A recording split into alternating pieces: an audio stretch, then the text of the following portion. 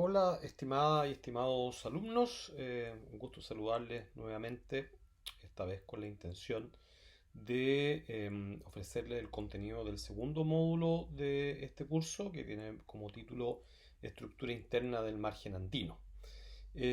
Lo que voy a hacer en realidad es editar un video que generé el año pasado. Eh, Esencialmente el contenido, digamos, de lo que van a ver es esencialmente el mismo que el del año pasado, pero cambié el comienzo, esto que estoy grabando ahora, y también, sobre todo, lo más importante, que cambié la última parte, que es la tarea que les quería proponer, ¿ya? Así que con ese fin lo que hice fue cortar el video y estoy jugando un poquito a editar videos, cosa que no había hecho antes. Me va a servir también bastante y espero que funcione muy bien esta edición. ¿Ah? Así que lo que van a ver, como vuelvo a repetir, es contenido del semestre pasado, del año pasado, pero con alguna edición sobre el mismo. Esta es una imagen que ya vimos en el módulo anterior que me tocó hacerles sobre, nos muestra la topografía y batimetría del margen andino. Y ya hablamos bastante acerca de esta segmentación longitudinal del margen, el hecho de que si bien tenemos una gran cordillera como la cordillera de los Andes, esta es muy distinta de norte a sur. Y también hablamos en aquel capítulo sobre que estas diferencias que uno puede observar en la morfología, es decir, en los aspectos principales de la topografía, también se ve graficada en la estructura interna del margen andino, como en cualquier región del planeta, la verdad. La topografía es siempre un reflejo de variaciones de la estructura interna de la corteza y del manto. Y el interés entonces de este módulo es esencialmente interiorizarnos un poco más acerca de esa estructura interna, de cómo podemos acceder a conocer esa estructura interna, esa anatomía interna, y cuáles son las diferencias principales que existen a lo largo del margen andino. ¿M? Para ello vamos a hacer un ejercicio, vamos a mirar un perfil vertical acá, ¿no es cierto? Vamos a cortar en realidad verticalmente la tierra aquí y podemos ver entonces ese corte expresado, digamos, en esta figura que está acá. Ya aquí también yo intenté hacer una especie de vista 3D de la topografía hacia el norte de este perfil. Estamos hablando de un perfil que está corriendo más o menos la parte sur del altiplano, los 19, 20 grados sur de latitud. Pero al margen de la topografía, lo que me interesa, ¿no es cierto?, es ver en realidad la estructura interna de la Tierra en estos primeros, digamos, 150, 200 kilómetros de profundidad, ¿no es cierto? Y vamos a revisar algunos de estos elementos geotectónicos que ocurren en una zona de subducción tipo andina. ¿M? Me quiero concentrar en realidad en la estructura de ambas placas, pero principalmente en la estructura de la placa superior, esta que está acá. ¿M? Y bueno, vemos que la estructura es relativamente compleja, sobre todo en la placa superior, en la placa continental, digamos, comparado con la placa subductante. Pero vamos a ver, digamos, algunos elementos importantes, ¿no? Algunos elementos clave, algunos conceptos claves que es importante tener en cuenta cuando hablamos acerca de la estructura de las placas, que no siempre hay consenso sobre ellos, y yo creo que es súper importante que nosotros nos pongamos de acuerdo y estemos todos claros con qué significa corteza, manto, litósfera y astenósfera, ¿ya? Como lo vemos acá en ambas placas, podemos reconocer esos elementos, digamos, la corteza, el manto litosférico y el manto astenosférico. La placa propiamente tal, ¿no? Tanto la placa oceánica que vemos acá como la placa continental, está constituida siempre por corteza y manto litosférico, y ambas placas flotan sobre un manto astenosférico que es más fluido, ¿no es cierto?, y que permite que estas placas rígidas se muevan por sobre él, dando origen a la tectónica de placas esencialmente. ¿M? Pero es importante entender que la placa está constituida siempre por un trozo de corteza y manto, ¿ya? Hay gente que piensa que las placas son solamente la corteza. Eso es totalmente falso, ¿ya? La placa propiamente tal, ¿no es cierto?, es corteza más manto litosférico. La diferencia entonces entre placa y la astenósfera subyacente es eminentemente en el comportamiento mecánico, ¿no? El manto litosférico es rígido, tiene, desde el punto de vista termal, ¿no es cierto?, conduce la temperatura, a diferencia del manto estenosférico que es fluido y que está en convección, digamos, y hay una advección termal y una temperatura más o menos eh, similar, digamos, de 1300, 1400 grados en todo el manto astenosférico. Lo mismo pasa en la placa oceánica, pero la placa oceánica tiene una corteza muchísimo más delgada, de apenas 8 kilómetros, 7 kilómetros, comparado con tal vez los 30 kilómetros, 35 kilómetros que hay acá, y en la parte más gruesa de la corteza por debajo de la gran elevación puede llegar hasta 70 kilómetros. ¿Ya? Los espesores de las placas, bueno, en el caso de la placa oceánica, generalmente depende de la edad de la misma. Mientras más joven es la placa, más delgada también es, ¿ya? Porque esto es un límite termal. Es decir, mientras más, pongámoslo al revés, mientras más vieja, más tiempo ha pasado y más se enfría, y este límite entonces se va haciendo cada vez más grueso y la placa es cada vez más gruesa. En el caso de la placa continental, estas diferencias de espesor ya no tienen tanto que ver con la edad de la placa, sino más bien con fenómenos internos, sobre todo en un margen de subducción que está lleno de fenómenos que alteran, digamos, la estructura, sobre todo de la corteza y también del manto. No, o sea, podríamos hablar muchísimo más sobre esta estructura, pero lo que quiero hacer en realidad para efectos de esta clase es concentrarnos en estas discontinuidades que vemos acá, ¿ya? Primero el slab. El slab, bueno, es una palabra en inglés que significa losa, y que es lo que ocupamos para mencionar, digamos, hablar de la placa oceánica subductada, sin tener que decir demasiadas palabras, sino simplemente slab. Pero yo además ahora voy a ocupar slab como un concepto un poco más detallado para hablar sobre la superficie superior de la placa subductada, ¿ya? Esta que está acá. No he hablado nada de esto, de la zona sismogénica, que está en blanco, ¿no es cierto? Y tiene una transición es acá. La zona está en contacto, ambas placas, donde ocurren los terremotos, da un poco lo mismo, pero claro, esa zona sismogénica va justamente delimitando en realidad la parte superior, la superficie superior de la placa subductada que vamos a llamar slab.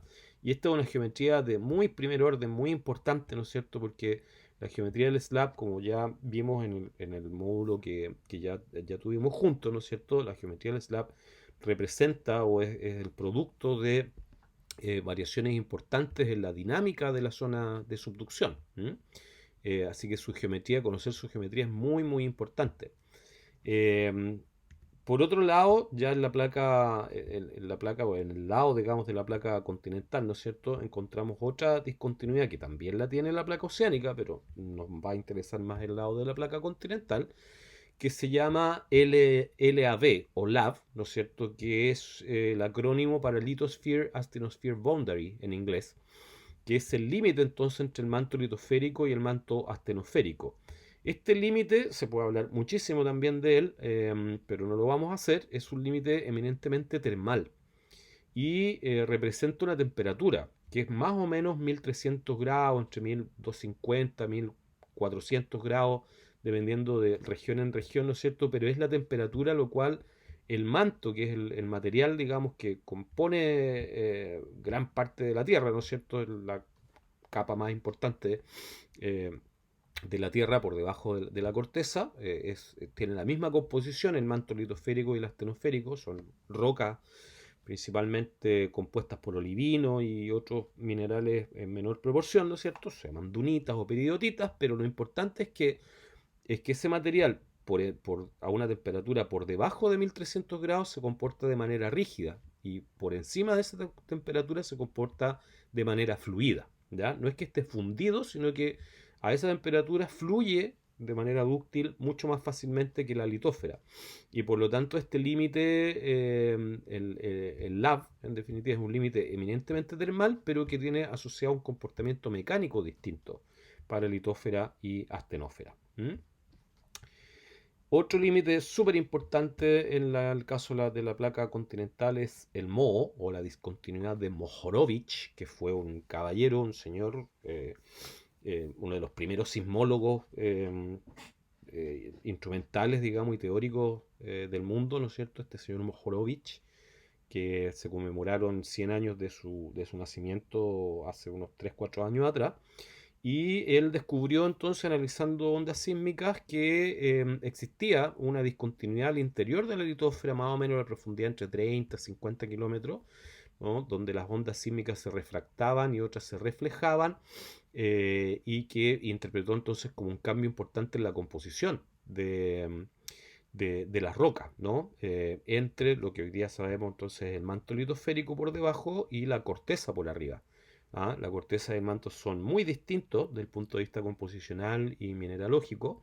Ya hablamos del manto, de qué es lo que es. La corteza está formada ya por casi nada de olivino, que es el material o el mineral más importante en el manto, sino principalmente minerales silicatados, pero más ricos en sílice y en elementos como el sodio, el potasio, como los feldespatos y también mucho cuarzo, lo que hace que al margen, digamos, del detalle sobre la composición, hace que las rocas o la corteza sea mucho más liviana, tienen menos peso, tienen menor densidad que el manto y tienen menor velocidad de onda sísmica, tienen una serie de características geofísicas o petrofísicas, ¿no es cierto?, que hacen que se pueda reconocer muy fácilmente desde el punto de vista geofísico este límite entre corteza y manto. ¿Ya? El hecho de que sea más liviana la corteza con respecto al manto es lo que permite explicar por qué las grandes cordilleras tienen por debajo una raíz cortical, al igual que un iceberg, ¿no es cierto?, tiene por debajo una raíz muy grande, ¿no? El hielo es más liviano que el agua, la corteza es más liviana que el manto y por lo tanto cuando tenemos una elevación por arriba que genera un peso, eso es compensado por una raíz por debajo, ¿no es cierto?, que ejerce una fuerza hacia arriba de compensación. El manto más denso quiere volver a ocupar este espacio, empuja para arriba y ese empuje es el que permite mantener la elevación. Así que es muy importante la relación entre la raíz de la corteza y la topografía. ¿Mm? Y por lo tanto la geometría del moho es un parámetro fundamental para entender la estructura interna de las cordilleras y de los márgenes convergentes. Y por último, una discontinuidad que en general no es muy comentada ni estudiada, que es la discontinuidad de Conrad, que es otro sismólogo más reciente que Mohorovic, igual de mitad del siglo pasado. Eh, eh, que reconoció entonces también a partir de datos sísmicos que en muchas regiones del planeta había una discontinuidad similar al moho, pero más débil, ¿no es cierto?, al interior de la corteza. Y en trabajos míos recientemente nosotros le hemos llamado a esta discontinuidad intracortical o intracrustal density discontinuity, ya vamos a ver por qué y de dónde sale, ¿no es cierto?, que llamamos ICD. Y este es un límite difícil de categorizar. El límite termal, digamos, en el caso del lab es bastante claro. La mayor diferencia entre la corteza y el manto es la composición, si bien realmente termina siendo reconocido a través de propiedades físicas. Y esta ICD es un límite eminentemente estructural en realidad, tal como lo pongo acá, ¿no es cierto? Si lo ven, esto en realidad es la base de un sistema de fallas que está en la parte superficial, fallas inversas, que son las que levantan la topografía, ¿no es cierto? Y se enraizan en este nivel un poco somero y relativamente plano en este caso, ¿no es cierto? Que separa la corteza superior de la corteza inferior. En este caso la corteza inferior está siendo empujada por el avance de la placa, ¿no es cierto? Y se mete por debajo del altiplano y empuja. Esa es la corteza inferior, esta es la superior y esto es un límite eminentemente estructural, pero también puede ser un límite composicional. La corteza superior es más félsica que la corteza inferior, que es más máfica. Y también podría ser un límite termal, digamos, ¿ya? Si es que esto fluye como si fuera estenósfera, o corteza muy, muy débil, ¿no es cierto?, mantener cierta temperatura distinta a la de acá arriba. Entonces, hay varias características, digamos, de la ICD que son importantes, ¿no es cierto?, y que permitirían poderla reconocer también del punto de vista geofísico, como vamos a ver, ¿ya? Entonces, son estas cuatro discontinuidades mayores las que si tenemos, digamos, forma de acercarnos a su geometría, nos dan una idea bastante clara e importante y poderosa, ¿no es cierto?, de cómo varía la anatomía interna de los Andes. Hay otras estructuras acá de segundo orden ya comparados con estas que están aquí, que también se podrían ver geofísicamente, pero nosotros nos vamos a concentrar en estas cuatro, ya que nos dan una idea a gran escala, ¿no es cierto?, de cómo varía la anatomía interna del margen andino o de cualquier margen, si es que se dispusiese de ella en otras partes del planeta. ¿ya? Pero claro, la pregunta aquí, ¿cómo conocemos esa geometría? ¿Ya? ¿Cómo podemos acercarnos a la geometría de estas discontinuidades? Y aquí voy a ser súper autorreferente, em, mencionándoles un trabajo, ¿no es cierto?, que fue publicado el año 2006 en el Journal of Geophysical Research, y esto es parte de mi tesis doctoral. Es el resultado más importante en realidad de mi tesis doctoral, la que tuvo como objetivo realmente poder generar un modelo geofísico integrado del margen andino, ¿ya? Para toda esta área que está acá. Son los Andes centrales y los Andes del sur completo y parte de la placa de Nazca, ¿no es cierto? Esta era el área de estudio, y dentro de esta área lo que quisimos hacer fue incorporar o integrar todos los datos geofísicos disponibles a la fecha en un modelo de justamente esa geometría y esa anatomía interna en función de esas cuatro continuidades que les acabo de explicar. ¿Cómo hicimos esto? Bueno, antes que eso, ¿cuál era el objetivo de este modelo geofísico integrado? Primero que nada, integrar datos gravimétricos, sísmicos y de flujo calórico, principalmente, que eran los que estaban disponibles en ese momento, eh, para tener una representación, o para representar la distribución de masas a escala continental. Masas, pensemos en la anatomía, digamos, o sea, en cuerpos tridimensionales con cierto peso y con cierta densidad, ¿no es cierto?, que permiten en su enlace, digamos, crear la estructura interna del margen andino, y con el fin de permitir un análisis tanto de la estructura, la composición y la temperatura del margen andino. ¿Ya? Esto siempre fue pensado como un modelo que después iba a ser el input para estudios de otra naturaleza. Eh, Acá un zoom de la misma área, ¿no es cierto? Lo que ven a la izquierda es la topografía de la misma área, ¿no? De nuevo ya vemos y estamos claros acerca de estas variaciones topográficas de primer orden, ¿no es cierto? Entre lo que sería la gran cordillera, el gran volumen cortical acá del altiplano y la puna, que disminuye hacia el norte y hacia el sur. Y lo que ven a la derecha es un mapa de la anomalía de Bouguer, una anomalía gravimétrica.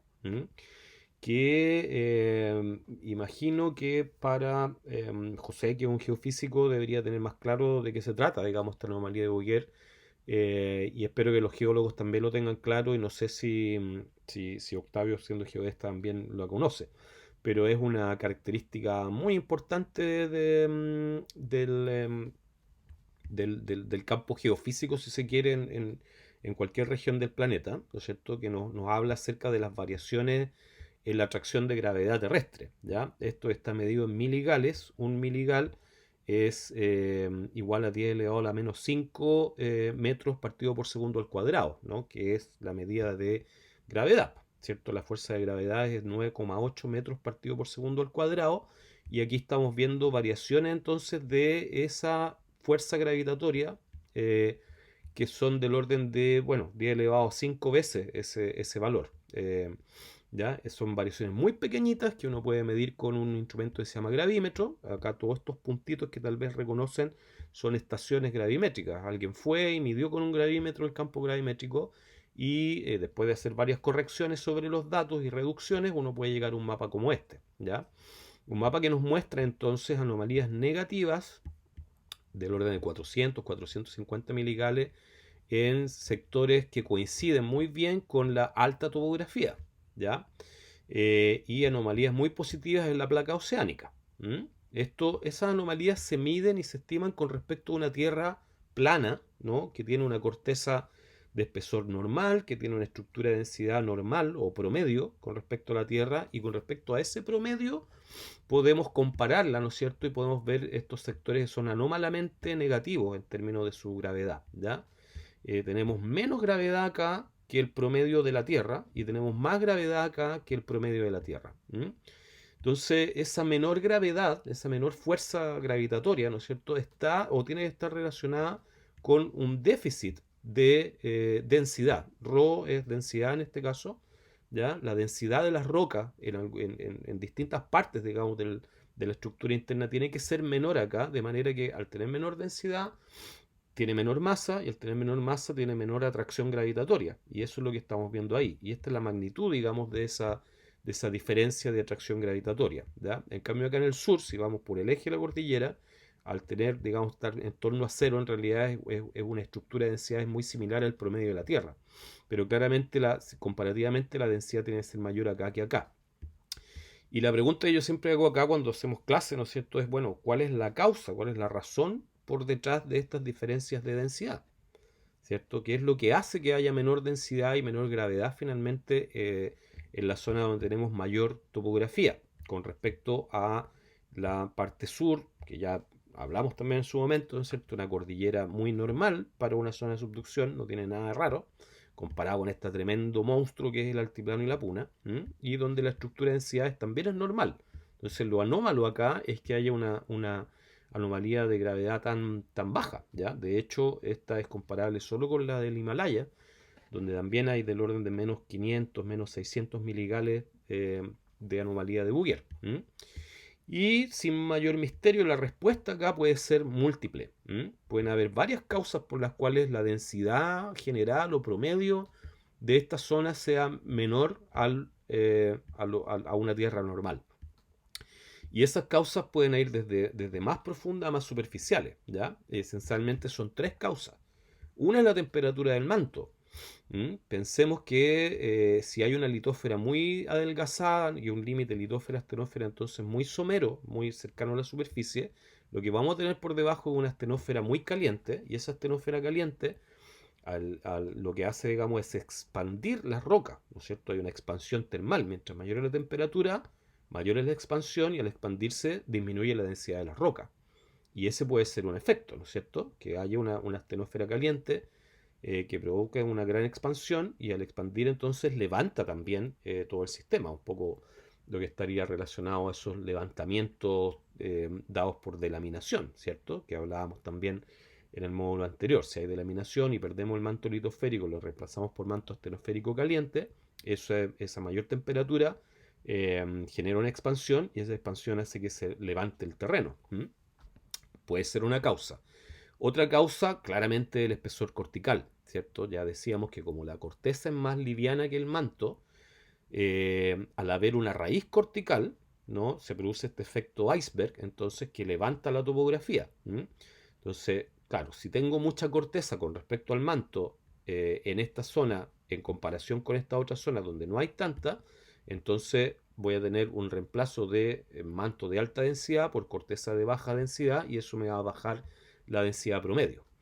Y la otra posibilidad es que la corteza misma sea distinta entre el norte y el sur, ¿ya? Que la corteza en promedio, digamos, de esta zona sea mucho más félsica que la de acá. Y con félsico me refiero, para los que no los entienden el concepto, es feldespato y sílice, digamos, eso es félsico, ¿ya? Son entonces una corteza muy rica en cuarzo y en plagioclasas, por ejemplo, comparado con máfico, que es magnesio y fierro, ¿ya? Son una corteza máfica, una corteza mucho más rica, digamos, solamente en plagioclasa y en anfíbola, y no tiene casi nada de cuarzo. El cuarzo es un elemento o un mineral muy liviano, y al ser entonces cortezas más félsicas, podrían entonces tener menor densidad, ¿ya?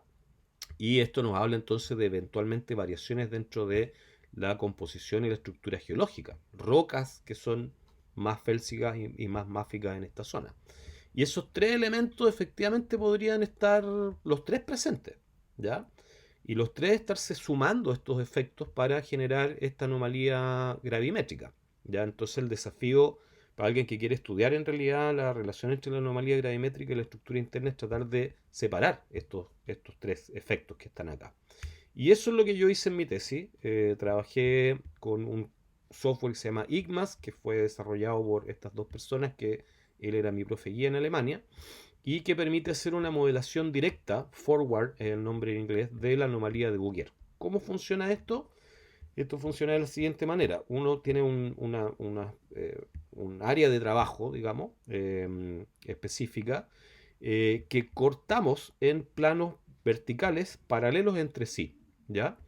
Y hacemos ciertas suposiciones acerca de, o simplificaciones acerca de la estructura interna de esa zona. En este caso, pensamos que hay tres capas nomás en este ejemplo, ¿ya? Una corteza superior, una inferior y un manto, por ejemplo. Y esa estructura va dentro de estas secciones, estos planos. Son líneas entonces, o sea, esto, esta estructura tridimensional la analizamos en dos dimensiones en estos planos y en cada una de estas secciones en realidad la descomponemos en una dimensión que son las líneas que están acá. ¿Ya? Y lo importante en realidad son los puntos. Cada una de estas líneas está formada por puntos y esos puntos se triangulan entre una sección y otra para formar una superficie bidimensional. ¿Ya? Las líneas entonces se discretizan en puntos y los puntos a su vez se triangulan para tener esta superficie. Así yo puedo rehacer un poco, digamos, la estructura compleja 3D en algo mucho más simple, que es 2D y medio en realidad, ¿no? Son 2D las secciones, pero están unidas entre sí. Y a cada una le asigno una densidad, dependiendo de ciertas suposiciones acerca de qué tipo de rocas son y cuáles son las condiciones de presión y temperatura en las que ellas pueden estar. Y esas densidades las puedo comparar contra unas densidades de un modelo de referencia, ¿ya? Este reference model o digamos la densidad de una capa y de otra capa. Ya la estructura es más compleja que estas dos capas, pero lo que hago es simplemente en cada punto restar la densidad asignada al medio con la densidad de referencia y voy a tener un contraste de densidades y ese es el que alimenta entonces el cálculo de la anomalía de Bouguer en cada una de las secciones. No vamos a entrar en el detalle de cómo se calcula la anomalía de Bouguer, pero depende esencialmente de la estructura de densidades y del contraste de densidades que hay entre cada una de estas superficies. Puedo calcular entonces esa anomalía de Bouguer y lo que hago claramente después es compararla con la anomalía observada.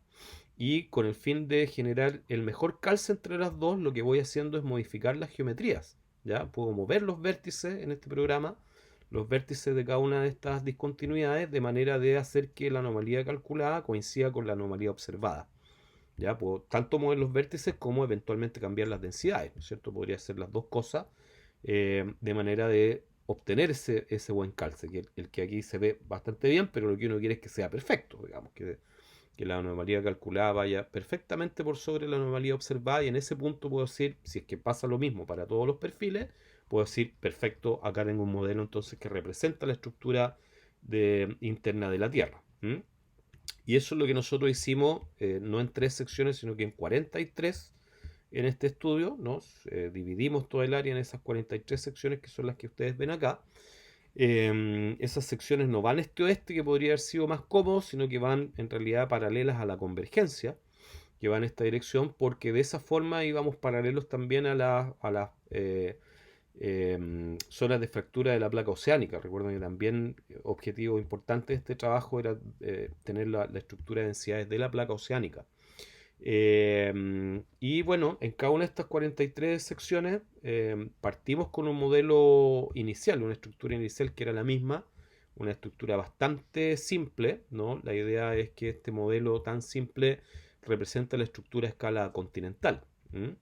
Y entonces tenemos una placa oceánica, un slab subducido y una placa continental por arriba con cuerpos de distintos colores que representan cuerpos de distinta densidad. Eh, y la densidad que le asignamos a cada uno de estos cuerpos entonces es a su vez producto de un análisis bastante extenso que terminó en un paper de hecho también ocupando distintas herramientas que nos permiten calcular la densidad como una función de la composición de la roca, de la presión y temperatura a la cual están expuestas, de los contenidos de agua y también del grado de fusión parcial que podrían tener. Todos esos fenómenos afectan la densidad de la roca, ¿ya? Y bueno, en base a ese tipo de análisis le pusimos densidades que son realistas entonces a cada uno de estos cuerpos. Estos que están acá arriba es la corteza, digamos, un granito y un gabro por debajo de densidad, en este caso está en gramos por centímetro cúbico, 2,7 y 3,1 gramos por centímetro cúbico. Este sería el mol que va acá, por debajo está el manto litosférico, que está a su vez dividido en varios cuerpos, ¿no es cierto? De manera de poder tener una menor densidad en esta cuña astenosférica con respecto a lo que lo está circundando. Y lo mismo, o digamos cosas similares, hicimos para la placa oceánica, que permite densificar la placa oceánica mientras más profunda está y esta mayor temperatura tiene menos agua y por lo tanto es más densa. Y lo mismo la placa oceánica también dependiendo de la edad se puede cambiar su densidad. Todo eso lo incluimos, ¿no es cierto? Y entonces el modelo antes de partir ya tenía valores de densidad en cada uno de los cuerpos que eran razonables desde el punto de vista petrofísico. Y después, bueno, como ven, digamos, estos modelos originales que está ahí en negro está la anomalía de Bouguer calculada, ¿no es cierto? A partir de este modelo, de esta geometría. Y en rojo está la anomalía observada para este perfil particular, que da lo mismo cual sea, digamos. Pero eso es más o menos el calce que hay al principio del modelo. La tendencia de primer orden está, pero claramente este modelo, por ejemplo, tiene demasiado baja densidad o sea, baja gravedad con respecto a lo que podemos observar, por lo tanto hay que hacer un ajuste para subir esta curva, ajustar esta otra, etcétera. ¿Cómo hace uno eso cuando ya tenemos asignadas las densidades? Bueno, modificando las geometrías del perfil.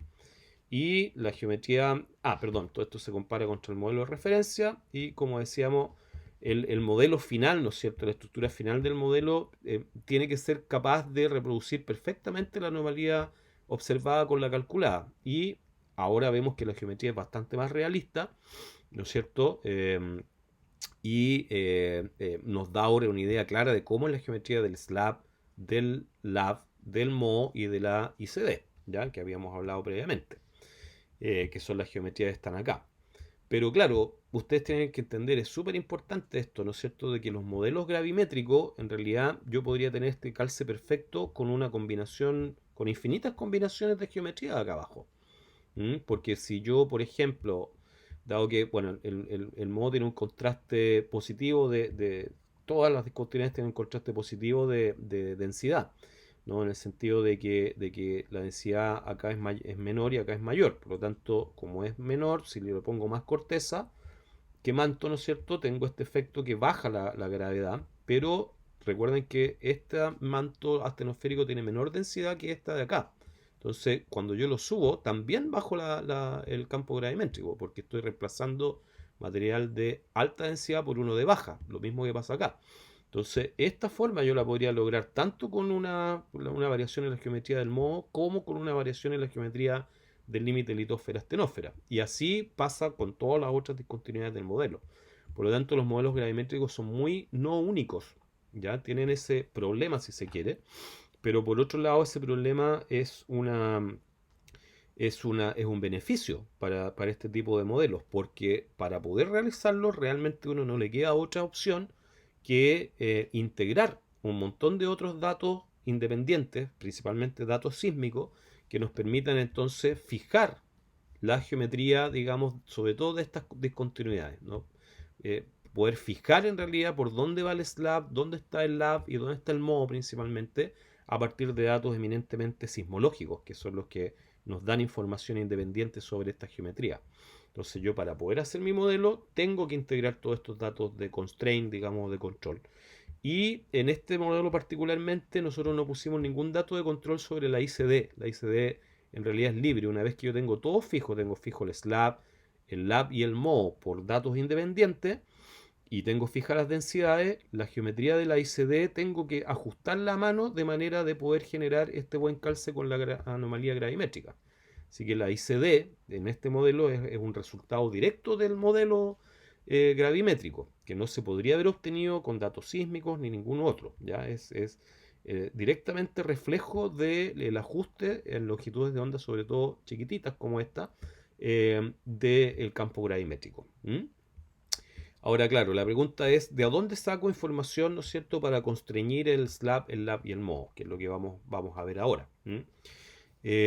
Bueno, el slab subductado, ¿no es cierto?, que está en rojo acá, ¿de dónde puedo obtener información? Para el paper del 2006, lo que ocupamos fue una combinación de varias fuentes de información distintas. Por un lado, redes sísmicas locales que nos daban sismicidad, ¿no es cierto?, entregaban la localización de los sismos.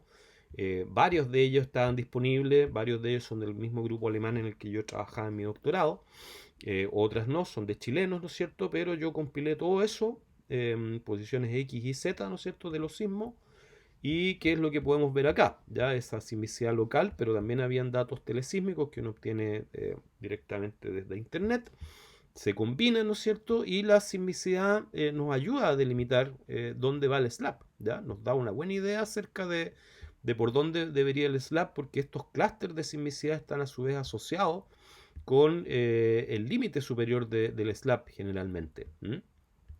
Pero también, bueno, cuando uno se va, lo podemos ver acá, digamos, cuando uno va hacia la fosa, se ve como una nube y es muy difícil poder trazar la geometría del slab solamente con sismicidad, y en ese caso estas líneas azules de acá son muy importantes, pero son perfiles sísmicos, como estos que vemos acá, perfiles que nos muestran, digamos, la velocidad de onda sísmica, en este caso un perfil de refracción sísmica, las ondas son, digamos, experimentos de sísmica activa. Hay un barco que tira una onda sísmica y esas ondas rebotan y son captadas por estaciones aquí en tierra.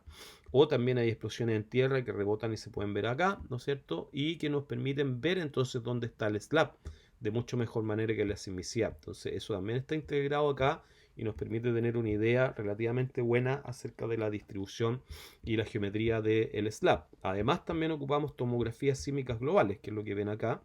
En azul se ven sectores que tienen 2% mayor velocidad sísmica que el promedio de la litósfera, o el promedio de la Tierra en realidad, y que por lo tanto nos muestran zonas más frías y rígidas que son justamente la placa oceánica. Así que para gran escala, hasta 500 kilómetros de profundidad, integrándolo con los otros, con las otras fuentes de información, nos permite entonces tener una buena idea sobre la geometría del slab. En el caso del LAV es más complicado, el límite de litósfera-astenósfera, ¿no es cierto? Y porque bueno, el LAV, como yo les comentaba, es un límite eminentemente termal, ¿ya? Es la intersección entre una litósfera conductiva, ¿ya? Que conduce el calor de manera, o sea, siendo un ente rígido, digamos, y una conducción como si fuera una placa metálica, ¿no? La intersección con una astenósfera adiabática que viene por debajo y que, digamos, desde el punto de vista energético es adiabático. Esto quiere decir que mantiene una temperatura más o menos promedio fija, ¿no es cierto? No cambia con la profundidad, producto de que hay un movimiento de la astenósfera, que es este movimiento advectivo, bien digo, hay una advección de calor, ¿no es cierto? El calor es transferido y transmitido producto del movimiento de la astenósfera por debajo, ¿no es cierto? Y en cambio de aquí para arriba es más bien conducción. Entonces, esa característica eminentemente del mar nos permite hacer uso de algunos datos disponibles como para poder apreciarla, pero no hay muchas fuentes de datos directos sobre el límite litósfera-astenósfera. Uno de ellos es el flujo calórico, ¿ya? El flujo de calor que uno puede apreciar en la superficie de la Tierra, que se puede medir, se puede medir en pozos relativamente profundos, pero que nunca llegan a más de 2 kilómetros de profundidad, pero uno puede medir la temperatura a lo largo del pozo y se conoce la conductividad de las rocas, puede tener una medida del flujo de calor. Y ese flujo de calor depende de la profundidad de esta discontinuidad. Mientras más profunda es el límite litósfera-astenósfera, a mayor profundidad está esta temperatura más o menos promedio, que es 1300 grados, a la cual ocurre esta transición. Y si está muy profunda, entonces acá arriba ya llega mucho menos flujo de calor y por lo tanto en zonas con bajo flujo calórico esperamos que la litósfera sea gruesa y en zonas con alto flujo calórico esperamos que la litósfera sea más delgada. Y habían pocos datos disponibles en ese momento. Yo ocupé algunos datos de compilaciones como estas de Muñoz y Hamza, que muestra un mapa, pero que en realidad esto está hecho a partir de puntos. Pero bueno, nos da alguna idea. Sectores con alto flujo calórico aquí y acá, pero bajo entre medio. Y también algo de la geometría hacia el este nos puede ayudar. Pero además utilizamos en este caso una tomografía sísmica, una tomografía que estaba publicada en el año 2004, donde muestra en realidad la velocidad de onda S, que la onda S, que es la onda de corte sísmica, ¿no es cierto?, depende mucho de la temperatura, tiene una influencia importante en la temperatura, y mientras mayor es la temperatura, menor es la onda S. Por lo tanto, tomografías de onda S pueden ser ocupados para obtener alguna idea acerca de la estructura termal. De hecho, lo que vemos aquí, por ejemplo, es el mapa de onda S a 100 kilómetros de profundidad y a 150 kilómetros de profundidad. También nos muestran un porcentaje con respecto a la velocidad esperable promedio a esas profundidades. ¿Ya? Y vemos, por ejemplo, en este de 100, ¿no es cierto?, que hay sectores, los sectores más rojos, son sectores, ¿no es cierto?, que tienen un 7% menos de velocidad Al tener menor velocidad de onda sísmica, uno espera que tengan mayor temperatura, ¿ya? Y eso, claro, coincide en estas zonas rojas que están acá con estas zonas también de mayor flujo calórico. E interesantemente, esta zona más verdosa acá, una zona de velocidades mayores que el promedio, ¿no es cierto? Está más frío, por lo tanto, y eso coincide con el hecho de que el flujo calórico también es menor. Bueno, y lo que hicimos en definitiva, digamos, en este trabajo fue esencialmente tomar las características más robustas de estos dos sets de datos para representar una geometría continua del límite litósfera-astenósfera. ¿Ya? Otra cosa que hice yo fue suponer que donde estaba el arco volcánico tenía que ser el punto donde el límite litósfera-astenósfera estuviese más somero, ¿ya? Y construimos en realidad una base de la litósfera que fuera homogénea, a partir de estos datos que están acá y siguiendo un poco estos criterios, pero está bastante poco controlada el límite litósfera-astenósfera, lo que tiene tremenda implicancia por todo el trabajo que hemos hecho después, digamos, con el lab. En parte, un paper que acabamos de enviar y que nos volvió rechazado, que conoce muy bien Joaquín, y que en parte por eso, digamos, ya se los voy a comentar, les voy a dar la tarea que les voy a dar con respecto a esto. Pero sin complicar más las cosas, pasemos ahora al caso del moho, del límite entre corteza y manto, ¿cierto? Y el moho, como ya les dije, digamos, tiene un contraste muy fuerte de propiedades físicas entre la corteza y el manto que se puede ver entonces a partir de una técnica que es muy conocida sísmicamente, se llama funciones receptoras o receiver functions. Y aquí hay varios trabajos, sobre todo en el altiplano había un perfil en el sur y hay otro perfil en el medio, digamos, pero que es otro método, velocidades aparentes de la onda PN, que es una onda P incidente por debajo del moho y que permite reconocerlo, digamos. Pero lo que más se ocupa en general en la literatura para identificar el moho son las funciones receptoras. No voy a entrar en mucho detalle con qué son las funciones receptoras, ¿ya? Pero esencialmente, si nos paramos en cualquier estación sísmica, este es un perfil, este que estamos viendo es particularmente para esta zona acá en el sur. Si nos paramos en una estación sísmica, ¿no es cierto? Los rayos que inciden por debajo de la estación eh, pueden ser convertidos, ¿no es cierto? Cuando hay un cambio importante de impedancia sísmica, que es la multiplicación entre la velocidad de onda sísmica y la densidad, ¿no es cierto? Y el moho tiene un contraste de impedancia enorme. Eso genera una transformación de las ondas y las ondas P que inciden por debajo se transforman en ondas S y esa conversión de ondas es la que uno puede identificar a través de este método de la receiver function. La amplitud de la conversión de la onda es lo que está aquí mapeado, ¿no es cierto? Vemos mientras más rojo es, más intensa, digamos, es esa conversión. Y la, digamos, característica de primer orden que uno puede ver en estos perfiles entonces es el moho, justamente. Ahora con un rango de variabilidad que es bastante grande, ¿ya? Piensen esto entre 0 y 200 kilómetros. El ancho que tiene esta zona acá es del orden de decenas de kilómetros, pero si uno lo sigue por el medio puede tener una idea de la geometría del moho en esta zona, ¿ya? Lo mismo en este otro perfil, ahí ven, no se nota mucho. Dice moho, ¿no es cierto? También es la discontinuidad más importante, está más o menos a los 60 kilómetros. Este es un perfil que va más o menos por esta zona. Pero además, digamos, la receiver function, y esto es importante para la tarea que les voy a dar, también nos permiten ver, por ejemplo, otras discontinuidades, ¿ya? Al interior de la corteza, por ejemplo, aquí, ¿no? Algo se ve aquí también, hay discontinuidades al interior de la corteza que podrían coincidir con la ICD, acá se ve muy claro también, ¿no? Es como la discontinuidad de Conrad. Algo se ve ahí súper clarito, ¿no es cierto? Que hay un contraste fuerte de impedancia, pero en este caso cambiando, digamos, la polaridad. Eh, por debajo del modo viene de azul a rojo, acá viene de rojo a azul, implicando que pasamos de una zona de baja velocidad a una de mayor velocidad, dada esencialmente estos cambios en velocidad por la temperatura, ¿no? Es una zona que está muy caliente en la corteza inferior y pasa a una zona más fría en la corteza superior y genera ese cambio, ¿ya? Esto podría ser la ICD, eso podría ser la ICD, pero también se ven en varios perfiles se ven discontinuidades por debajo que deberían corresponder con el límite litósfera-astenósfera, como en este caso acá, aunque no está mencionado.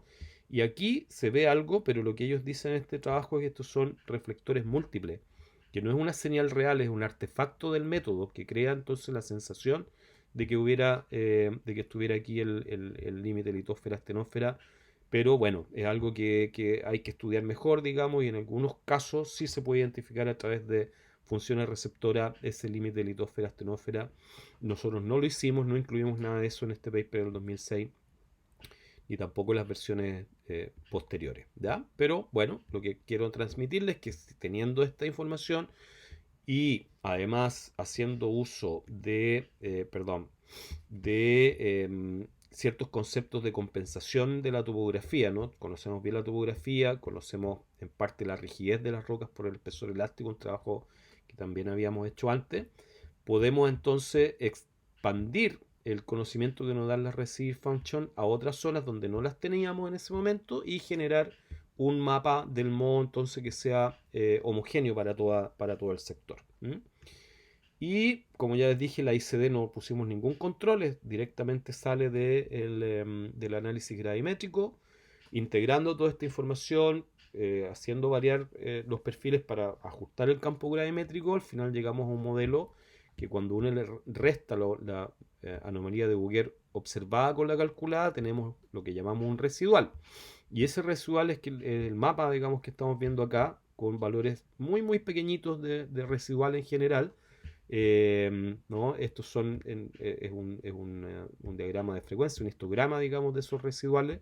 Todos se ordenan, digamos, en torno a 20 miligales, 15 miligales. ¿Ya? Que es el error, en realidad el error de las mediciones, la incertidumbre de las mediciones de campos gravimétricos del orden de 20 miligales y hay menos de un 10% del área que tiene esos valores. En general son en spot pequeñitos que están entre los perfiles que modelamos, ¿ya? Y el R entre el campo observado y el calculado es prácticamente 1 y entonces este modelo de densidad es una buena representación de la distribución de masa, ya uno lo puede ver según esto. Lo que generamos entonces son estas geometrías para el SLAB, el LAB, el MO y la ICD, ¿ya? Que de nuevo son resultados de la modelación de la anomalía de Bouguer, pero integrando todos los datos sísmicos que estaban disponibles en ese momento. Por lo tanto, un modelo integral geofísico y es a lo que más le podemos creer, digamos, en términos de las geometrías de estas discontinuidades. ¿Qué es lo que vemos acá? Esto yo ya se lo había mostrado. Son estos mapas, ¿no es cierto? Para el SLAB, el LAB, el MO y la ICD, ¿ya? Que son muy interesantes, muestran características muy interesantes y coherentes entre sí, ¿no es cierto? Que nos hablan acerca de la anatomía interna y las diferencias que hay entre norte y sur. Ya lo hablábamos en el módulo anterior. Por lo tanto, no voy a hablar en detalle ahora de eso, no me interesa en este momento. Vamos a pasar a la otra, ¿no es cierto? Para mostrarles que el año 2012 hicimos una actualización del modelo, esto con Andrés Echaurren, que era un alumno mío de pregrado, y publicamos este paper en el 2012. Y es importante hacer actualizaciones porque entre el 2006 y el 2011, por ahí, salieron varios trabajos nuevos, ¿no es cierto? Sísmicos principalmente, ¿no es cierto? Que nos ponían mayor constraint, mayores puntos de control que debiéramos integrar entonces en este trabajo. A ver, ¿qué cosas hicimos acá entonces? Primero, cambiamos algunas cosas. La anomalía de Bouguer ahora la definimos como una anomalía espacialmente continua, que es una anomalía satelital. En realidad este es un modelo, EGM es Earth Geopotential Model del año 2008, que integra, por un lado, las observaciones de tierra. Yo les decía, en la anomalía de Bouguer que ocupamos anteriormente, estaba construida, es una grilla construida a partir de puntos medidos en tierra, y en el mar, no se los dije, digamos, pero son esencialmente tracks de barco y altimetría satelital, que es un método, no importa mucho, pero sobre el continente, bueno, iban a lo largo de estos tracks que están acá, ¿ya? Todo eso eran los puntos en tierra que habíamos ocupado.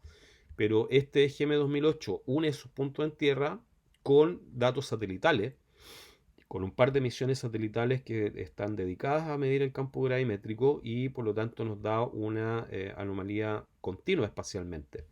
Y lo que hicimos acá fue, por ejemplo, restar el valor de la anomalía de Bouguer que teníamos en las estaciones de tierra con la anomalía de Bouguer que trae este modelo y nos damos cuenta que en general en todas partes las variaciones son muy pequeñas, menores al error de los datos originales. Hay algunas zonas donde sí son mayores, donde cambió, digamos, ahora el campo gravimétrico con respecto a lo que nosotros teníamos. Son zonas muy difíciles de acceder donde posiblemente hubo errores en la medición del dato original.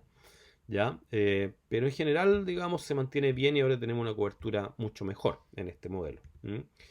Después integramos toda la información sísmica que había sido publicada entre 2005, que es cuando yo terminé mi análisis, y el 2010, que es cuando terminamos también el análisis con Andrés. De ahí nos demoramos en publicar el paper, lo publicamos a principios del 2012, pero todo lo que salió del 2011 para adelante no está incluido en este modelo, está incluido solo hasta el 2010. Y ahí hay varias cosas, varios fuentes de información. Por un lado, redes de sismicidad local, ¿no es cierto?, que fueron publicadas en esa época. Perfiles sísmicos que son posteriores también al 2005, como ven acá, varios de ellos, muchos perfiles sísmicos, sobre todo en esta parte donde no teníamos mucha información previamente. Y estimaciones del MOO, de la profundidad del MOO, tanto a partir de perfiles de Receiver Function, que fueron publicados en esta época, también algunas estimaciones locales hechas en una tesis de magíster de Andrei Maximovich que obtuvimos de su tesis, y otras reflexiones telesísmicas. Estos son de onda PN, que también son puntuales, ¿no es cierto?, pero que definitivamente mejoraron un montón las estimaciones sísmicas del modo que teníamos disponible, ¿ya? Y se ven reflejadas acá. Así que todos esos constraints los incluimos, digamos, nuevamente en un nuevo modelo, más la nueva anomalía de Booker, y nos permitió esto claramente, digamos, modificar y refinar la geometría del modo y la geometría del slab, ¿ya? Pero no la del lab y sí la de la ICD, porque cuando cambian todas estas cosas, cambia el campo gravimétrico, cambian la geometría de la parte más profunda, ¿no es cierto? Para volver a ajustar el campo gravimétrico de buena manera hay que modificar la geometría de la ICD. Y además lo que hicimos acá fue aumentar el doble la resolución espacial. Antes teníamos estos 43 perfiles que iban espaciados más o menos 1 grado, o sea, cada 100 kilómetros uno de otro. Ahora lo bajamos a 0,5 grados y mejoramos entonces la resolución espacial. Entonces pudo hacer porque la anomalía de Bouguer, digamos, dada por este modelo global, es de mucho mejor resolución. Lo que sí perdimos fue extensión areal, porque antes el modelo iba desde los 10 grados sur, o sea, el límite entre Perú y Ecuador, hasta los 45 grados sur. Para no, digamos, tener demasiado trabajo, lo que hicimos fue reducirlo al área chilena, y estamos entre 18 grados sur y 45 grados sur, que es el área que vemos acá, ¿ya? Bueno,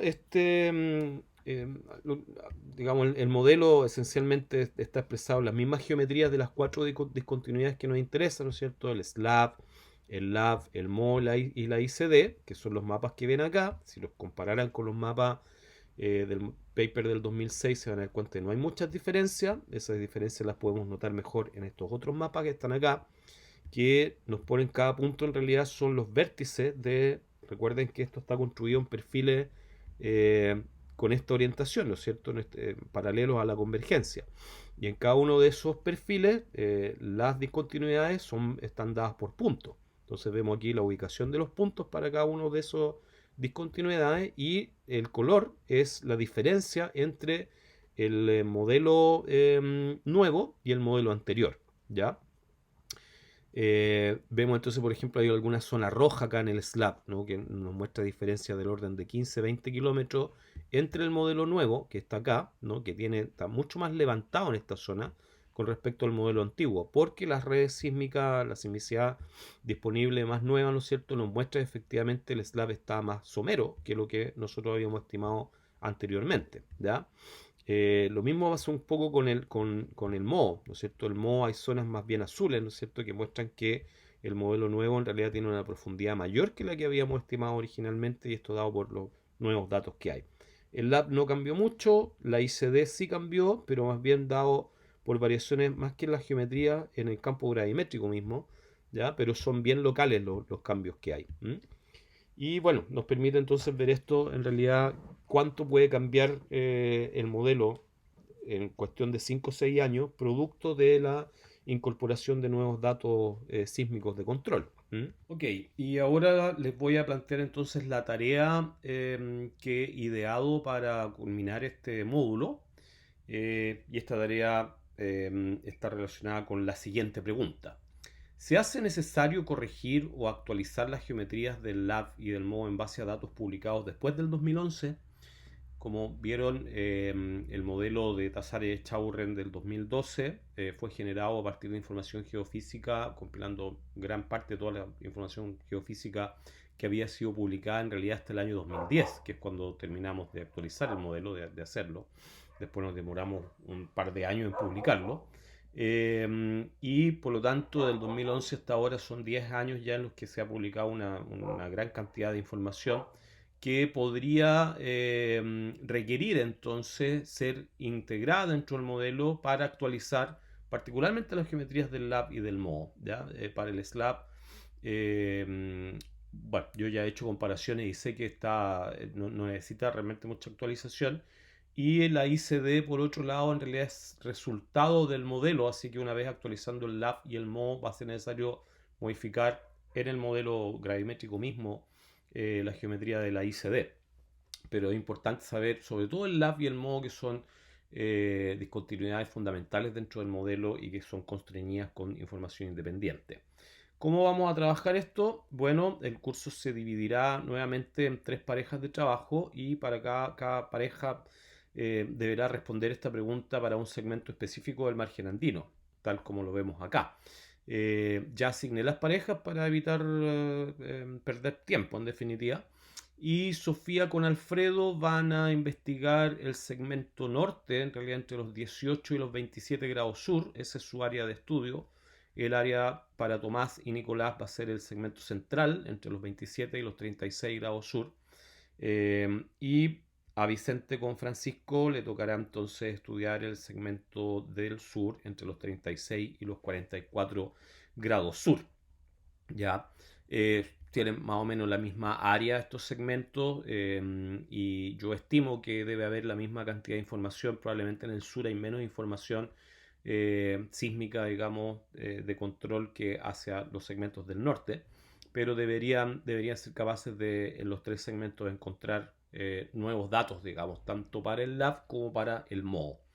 ¿Ya? ¿Qué deberían buscar? En términos del LAV, el límite litósfera-astenósfera ya se los describí, y puede ser estimado en realidad la profundidad del límite litósfera-astenósfera en algún punto del área de estudio a través de experimentos de sismología pasiva que usen funciones receptoras, lo que en inglés se llaman los receiver functions, RFs, para identificar discontinuidades litosféricas mayores, tomografías sísmicas particularmente de ondas S y también estudios de magnitud telúrica de escala litosférica que analicen la estructura eléctrica a gran escala. ¿Ya?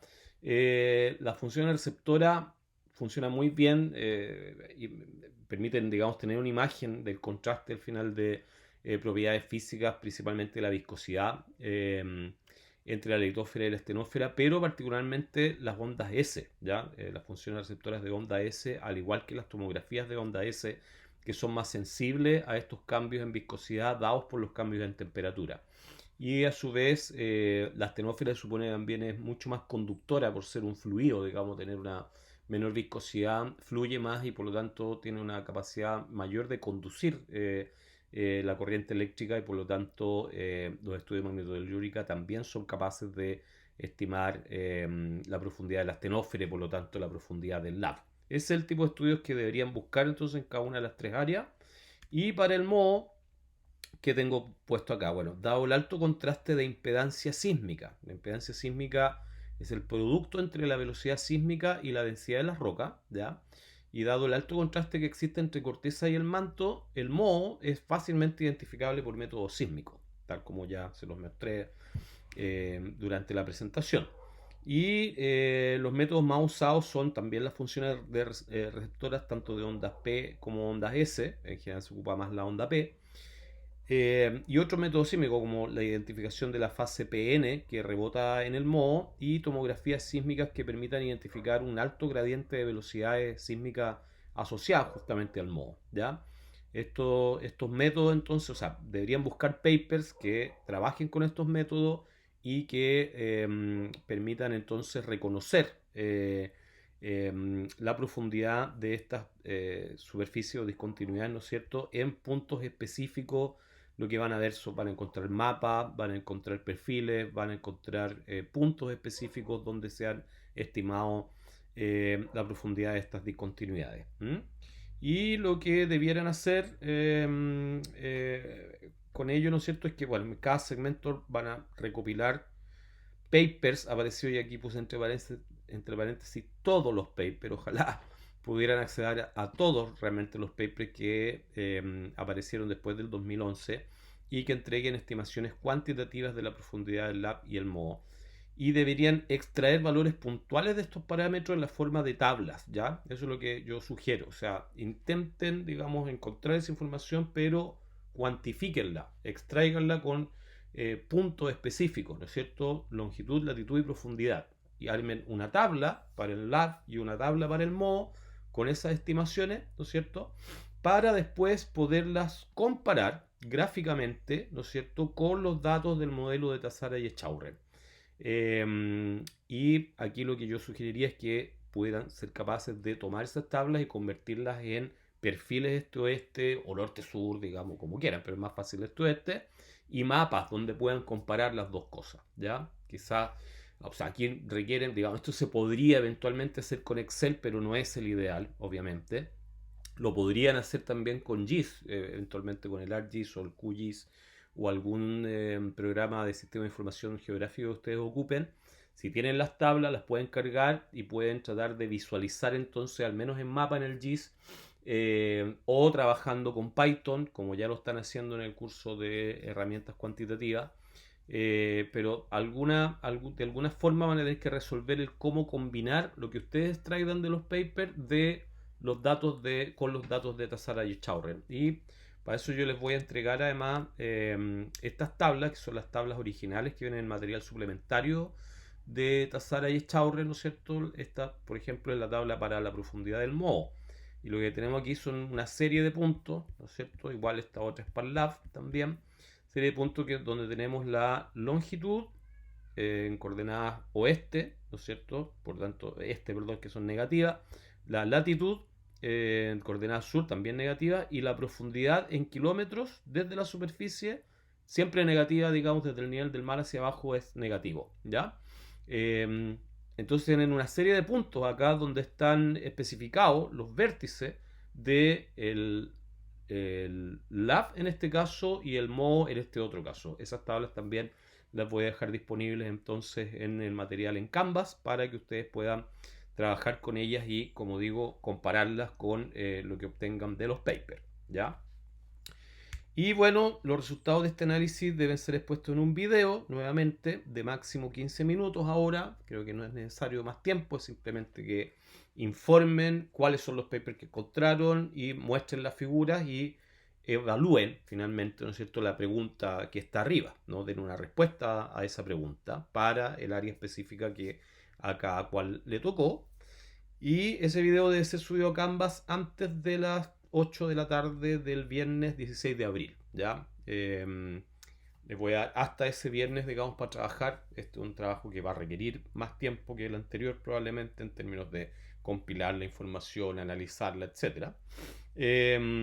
Y bueno, este viernes, el viernes 9 a las 11 horas, deberíamos tener una sesión sincrónica para resolver todas las dudas que después aparecer, ¿no es cierto?, del planteamiento de esta tarea. Y bueno, las presentaciones van a ser evaluadas por mí y por ustedes también en base a una rúbrica que va a ser esencialmente la misma que ya les pasé, ¿no es cierto?, para la evaluación anterior. Pero claro, va a ser necesario buscar un horario para reunirnos en una sesión de cierre del módulo para discutir el contenido de la evaluación durante la semana del 19 al 22 de abril, que ya no me corresponde a mí esa semana del curso. Les voy a tener que pedir un tiempo ahí para que podamos reunirnos y poder hacer esta sesión final. ¿Ya? Ok, con eso terminamos entonces y voy a quedar disponible para sus consultas y dudas particularmente la sesión sincrónica de este día viernes. Adiós.